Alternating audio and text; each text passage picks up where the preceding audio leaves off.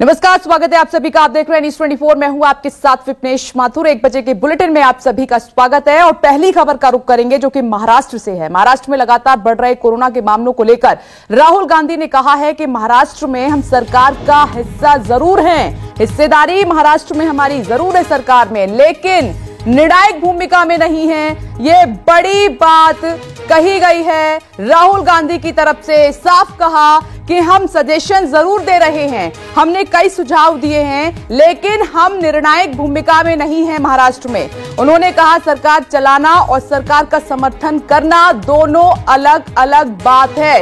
इस वक्त की बड़ी खबर, जब न्यूज 24 की तरफ से यह सवाल पूछा गया तब राहुल गांधी ने यह बड़ी बात कही है न्यूज 24 के सवाल के जवाब में। राहुल जी, संजीव त्रिवेदी बोल रहा हूँ न्यूज 24 से। इसके पहले के जो 2 प्रेस कॉन्फ्रेंसेस हुए थे उसमें आपने कुछ सजेशंस दिए थे और ऐसा लगता है जैसे कि रेड ऑरेंज ग्रीन को तय करने का अधिकार राज्यों को मिले या बॉटम अप अप्रोच। उन सजेशंस को शायद स्वीकार भी किया गया सरकार ने, लेकिन सरकार के द्वारा, लेकिन मैं आपके सामने महाराष्ट्र का केस रखना चाहता हूं। महाराष्ट्र में कोई सजेशन काम नहीं आ रहा है। पूरे देश का 1/3 कोरोना का मामला आज की तारीख में महाराष्ट्र में है और आपकी सरकार की वहां हिस्सेदारी भी है। मुंबई में अकेले पूरे महाराष्ट्र का आधा से ज्यादा है। तो ऐसे में क्या आप मानते हैं कि जो कंट्रोल करना है केंद्र की जिम्मेदारी है, राज्यों की नहीं? क्या आपको लगता है कि राज्यों में केंद्र का इंटरवेंशन भी जरूरी हो सकता है? वहां राष्ट्रपति शासन की मांग भी शुरू हो गई है। राहुल जी, नहीं, देखिए 2-3 चीजें हैं। सबसे पहले अगर आप कोरोना को देखें, जितनी ज्यादा कनेक्टेड जगह है वहां ज्यादा अग्रेसिव कोरोना होता है। अगर आप दिल्ली देखें, मुंबई देखें, पुणे देखें, Maharashtra is one of the most connected states in India. तो it is going to be one of the most aggressive places where corona is going to act. I would like to make a differentiation here. We are supporting the government in Maharashtra, but we are not the key decision maker in Maharashtra. We are the key decision maker in Punjab. We are the key decision maker in Chhattisgarh, in Rajasthan, in Pondicherry. So there is a difference between running a government and supporting a government. तो इस वक्त की बड़ी खबर, महाराष्ट्र पर news 24 के सवाल पर राहुल गांधी का जवाब आया कि महाराष्ट्र में हम निर्णायक भूमिका में नहीं हैं। कई सजेशन हमारी तरफ से राज्य सरकार को दिए गए हैं, लेकिन फैसला करना ना करना सरकार के हाथ में है। महाराष्ट्र सरकार को हमने कई सुझाव दिए हैं। आप जानते हैं कि महाराष्ट्र में अगर कोरोना के आंकड़ों की बात करें तो लगातार ये संख्या बढ़ती जा रही है। मृतकों की संख्या में भी गजब का इजाफा हुआ है। साथ ही गरीबों का ध्यान नहीं रखा तो बड़ा नुकसान होगा। आज फिर वीडियो कॉन्फ्रेंसिंग के माध्यम से मीडिया से मुखातिब हुए राहुल गांधी और उन्होंने जब न्यूज 24 की तरफ से डिप्टी एडिटर, न्यूज 24 के डिप्टी एडिटर संजीव त्रिवेदी की तरफ से सवाल पूछा गया तो बड़ी बात कही कि महाराष्ट्र में हम निर्णायक भूमिका में नहीं हैं। और अब मेरे साथ डिप्टी एडिटर संजीव त्रिवेदी जुड़ गए हैं। संजीव, कैसे देखा जाए आज जो आपने सवाल पूछा उसमें बड़ी बात राहुल गांधी ने कही कि हिस्सेदारी जरूर है, लेकिन हम राज्य में निर्णायक भूमिका में नहीं हैं। देखिए, ये बहुत महत्वपूर्ण घोषणा है राहुल गांधी की तरफ से कि आखिरकार कांग्रेस कितनी हिस्सेदार है या फिर जो भी महाराष्ट्र सरकार की तरफ से हो रहा है उसके नतीजों में वो कितनी हिस्सेदारी लेती है। आप जानते हैं आज की तारीख में बहुत बेहतर प्रदर्शन महाराष्ट्र का नहीं है। कोरोना के 1/3 मामले पूरे देश के अकेले महाराष्ट्र में हैं। मुंबई पुणे रीजन में मानकर चले तो 52 में से 32,000 मामले हैं। तो बहुत अच्छी हैंडलिंग हुई हो ऐसा नहीं कहा जा सकता है। तो उसमें पहला संदेश तो यह आता है कि वो अपनी जिम्मेदारी से थोड़ा पीछे हटते नजर आए। लेकिन साथ ही साथ उन्होंने एक और बात कही और उसमें उन्होंने ये कहा कि देखिए, ऐसा है कि गुजरात या महाराष्ट्र जो प्रॉब्लम स्टेट्स हैं, अगर वहां पर राष्ट्रपति शासन लगाने की बात होती है और राष्ट्रपति शासन लगाया जाता है तो गुजरात में तो कोई अंतर नहीं आएगा, क्योंकि गुजरात में तो पहले से ही भारतीय जनता पार्टी की सरकार है और वहां पर मान लीजिए कि राष्ट्रपति शासन आता है तो अंतर नहीं आएगा। लेकिन महाराष्ट्र में विपक्ष अपना सजेशन दे, लेकिन इसका अर्थ ये कतई नहीं है कि वो सीधे जंप कर राष्ट्रपति शासन पर पहुंच जाए और वहां राष्ट्रपति शासन लगा दिया जाए। उन्होंने राष्ट्रपति शासन लगाने की जो बातें चल रही है अब, उसका विरोध तो किया, लेकिन साथ ही साथ वो बात भी कही कि जिम्मेदारी हमारी पूरी तरह से नहीं है, हिस्सेदारी भले ही हो लेकिन जिम्मेदारी हमारी आंशिक है। जी बहुत बहुत शुक्रिया संजीव त्रिवेदी, आप जुड़े और इस बात को विस्तार से बताया। तो राहुल गांधी की तरफ से आज ये न्यूज 24 के सवाल पर बड़ी बात कह दी गई कि हिस्सेदारी जरूर है लेकिन हम निर्णायक भूमिका में नहीं हैं, हम मात्र सुझाव दे सकते हैं। कई सुझाव दिए हैं, अब सरकार को मानना न मानना ये सरकार की जिम्मेदारी है, हमारी जिम्मेदारी नहीं है। आगे बढ़ते हैं। महाराष्ट्र में कोरोना संकट के बीच मुख्यमंत्री उद्धव ठाकरे और एनसीपी प्रमुख शरद पवार के बीच कल शाम एक बैठक हुई है और शिवसेना सुप्रीमो के निवास मातोश्री पर इस बैठक को बहुत महत्वपूर्ण माना गया, जिसमें संजय राउत भी मौजूद थे। लंबे समय के बाद एनसीपी प्रमुख के मातोश्री पहुंचने और उद्धव ठाकरे के साथ उनकी मीटिंग को लेकर कई तरह के सवाल उठ रहे हैं। मसलन क्या महाराष्ट्र में गठबंधन सरकार खतरे में है, ये सबसे बड़ा सवाल अब उठ खड़ा हुआ है।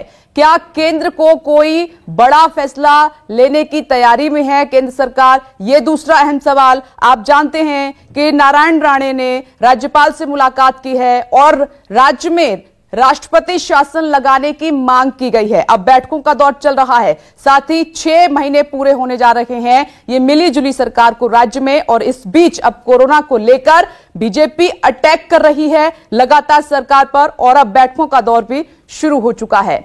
तो महाराष्ट्र में लगातार बढ़ रहे कोरोना मरीजों के साथ साथ सियासत भी अब तेज हो चुकी है। कोरोना पर बीजेपी ने उद्धव सरकार को घेरते हुए राज्य में राष्ट्रपति शासन लगाने की मांग की है। पूर्व मुख्यमंत्री और बीजेपी नेता नारायण राणे ने राज्यपाल भगत सिंह कोश्यारी से मुलाकात की और राज्य में सेना बुलाने की भी मांग की गई है। ये देखिए, इस तरीके से महाराष्ट्र में अब ये घटनाक्रम चल रहा है तेजी के साथ।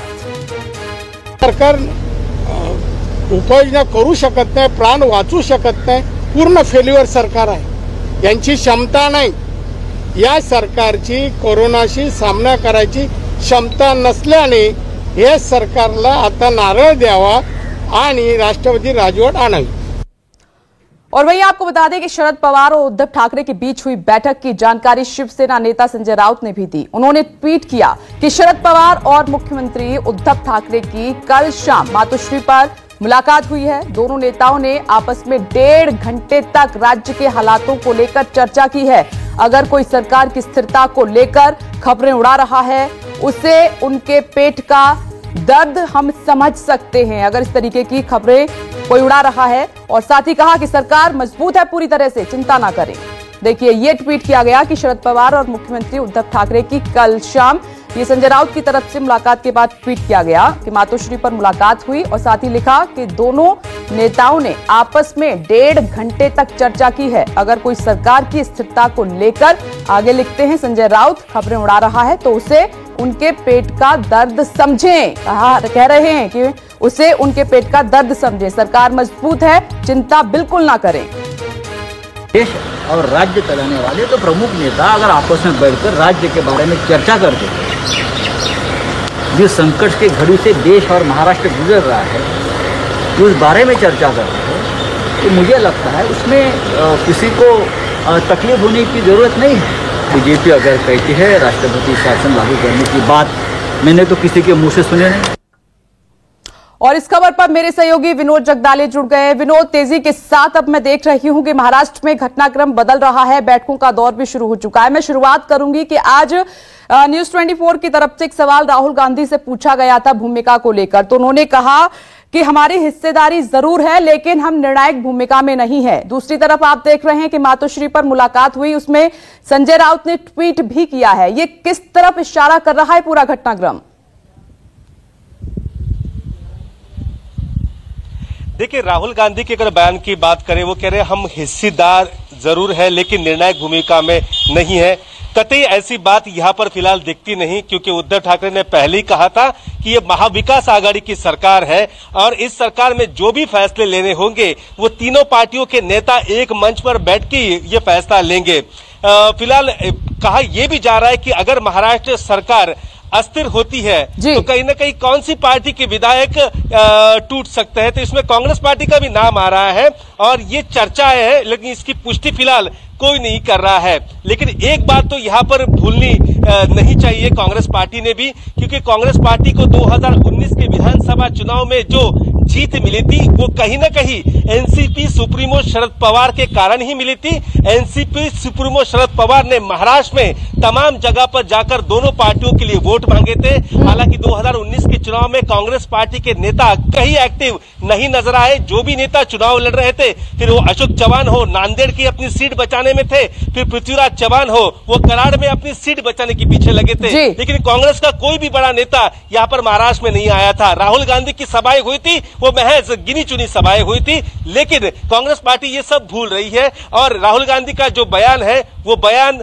यहाँ पर अगर देखें तो वो फिट नहीं बैठ रहा है। महाराष्ट्र में जो भी फैसले होते हैं वो तीनों पार्टियों के मिलकर साथ में फैसले होते हैं। जी बिल्कुल विनोद, आपने सही कहा। लेकिन शरद पवार की तो बात हर कोई जानता है कि जो वो कहते हैं वो करते नहीं और जो करते हैं वो कभी बताते नहीं है। लेकिन जिस तरीके से ये बैठकों का दौर चल रहा है वो कहीं ना कहीं एक खेल की तरफ इशारा जरूर कर रहा है कि पर्दे के पीछे बहुत कुछ चल रहा है और बीजेपी की तरफ से राष्ट्रपति शासन लगाने की मांग की जा रही है। राहुल गांधी कह रहे हैं कि हम राज्य में निर्णायक भूमिका में नहीं है, मात्र हमारी हिस्सेदारी है।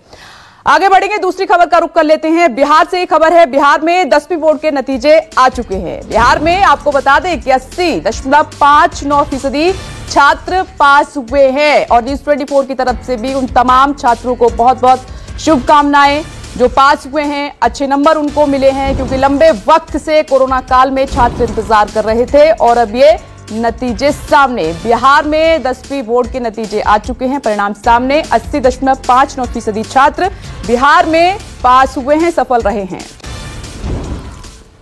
बात मजदूरों की करेंगे। मजदूरों को उनके घर पहुंचाने के लिए चलाई गई श्रमिक स्पेशल ट्रेनें रेलवे की बदइंतजामी का जीता जागता उदाहरण बनकर रह गई हैं। बिहार में इसकी भयानक तस्वीरें सामने आ रही हैं। मुजफ्फरपुर में 2 अलग अलग घटनाओं में ट्रेन से लौट रही महिला और एक मासूम की मौत हो गई, और जबकि गलत रूट की वजह से चल रही घंटों लेट हो रही ट्रेनों की वजह से परेशान मजदूरों का गुस्सा अचानक से फूट पड़ा। 5 तस्वीरें आपकी टीवी स्क्रीन पर हैं।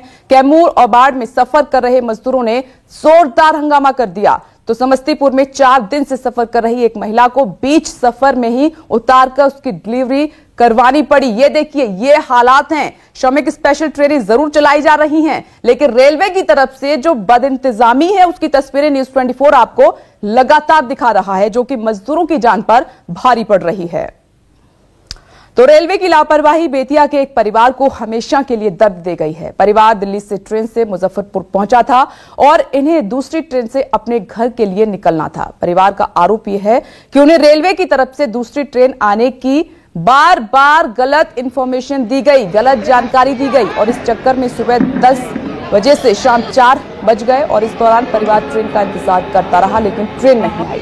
आखिरकार शाम 4 बजे भूख प्यास से बच्चे की मौत हो गई। परिवार का आरोप यह है कि भूख और गर्मी की वजह से बच्चे की मौत हुई है। ये देखिए कितना मिसकम्युनिकेशन हुआ, मिस इन्फॉर्म परिवार को किया गया। गरीब परिवार है, शायद पैसे वाला कोई परिवार होता तो उसकी जल्दी सुन ली जाती। गर्मी से हो गया है, गर्मी के कारण हो गया है, भूख के कारण हो गया है, गर्मी भूख के कारण।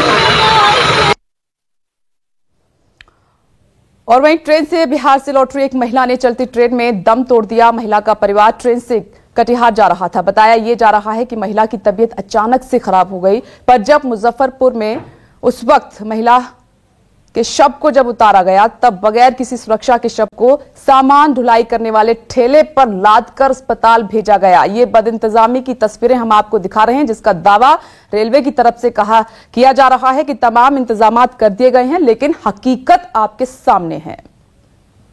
गुजरात से आ रहे थे। कहाँ से? गुजरात से। कौन कौन थे आप लोग साथ में? मेरा साली है और मेरा घरवाली साथ में।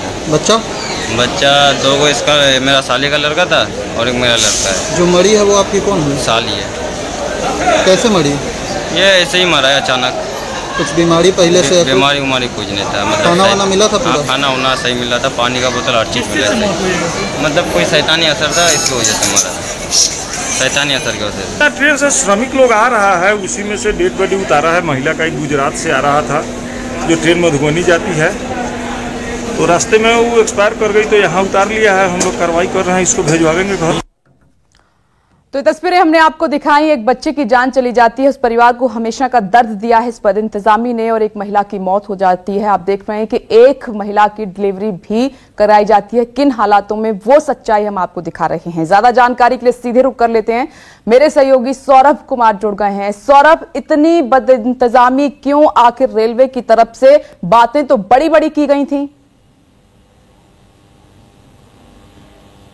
जी बिल्कुल, कंफ्यूजन और लापरवाही जो लगातार रेलवे के तरफ से सामने आ रही है। अब तक करीब 5 लोगों की मौत हो चुकी है केवल लापरवाही और बद इंतजामी के कारण। सबसे बड़ी बात है कि रेलवे के तरफ से लाख दावे किए जा रहे हैं कि खाने की व्यवस्था की जा रही है, पानी पीने की व्यवस्था की जा रही है, और सभी जो श्रमिक स्पेशल ट्रेन है वह समय के अनुसार चल रहा है। लेकिन ऐसी कोई बात नहीं है, ना ही खाने की व्यवस्था है और ना ही पीने की व्यवस्था है। और इसी कारण जहां भी ट्रेन रुकती है वहां जो श्रमिक होते हैं वह पानी के लिए लड़ाई करते हैं, पानी के लिए जंग लड़ते हैं।